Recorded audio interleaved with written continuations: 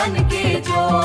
अरे यीशु मोर रखवैया यार के रोशनी, अंधियारी रति हम देते थे उजियार के रोशनी।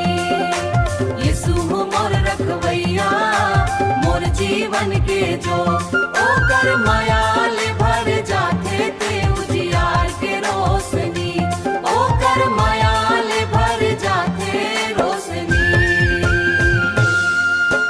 दुख के डहरिया माँ जब मैं चलत रहे हूँ, आंसू ले भरे नयन अकेला परत रहे हूँ। तब यीशु हाथ धरिस मोला गले लगाइस, टूटे मन के टुकड़ा ला फिर जुड़ाए, टूटे मन के टुकड़ा ला फिर जुड़ाए। यीशु मोर रखवैया मोर जीवन के जो। अरे यीशु मोर रखवैया यार के रोशनी, अंधियारी रति हम देते थे उजियार के रोशनी, ओकर मायाल भर जाते रोशनी।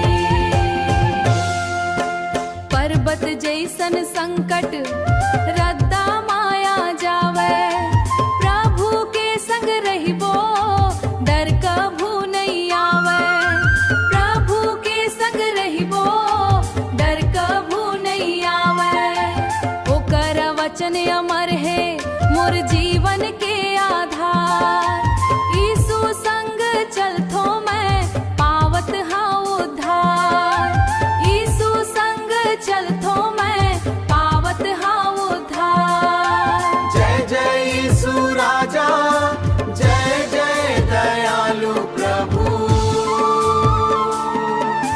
तोर चरण माँ पाथो शांति और सुख भरपूर।